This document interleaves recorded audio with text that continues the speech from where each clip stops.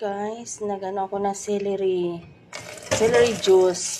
Ang ginawa ko dyan sa celery, guys, fresh yan siya, tapos pinatuyo ko, tapos sinangag ko siya konti, saka ko siya blender.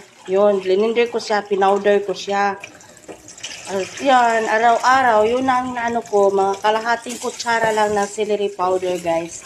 Yun ang iniinom ko. Biniblender ko pa rin siya para ma-mix talaga. Kasi nilalagyan ko siya ng kunting lemon.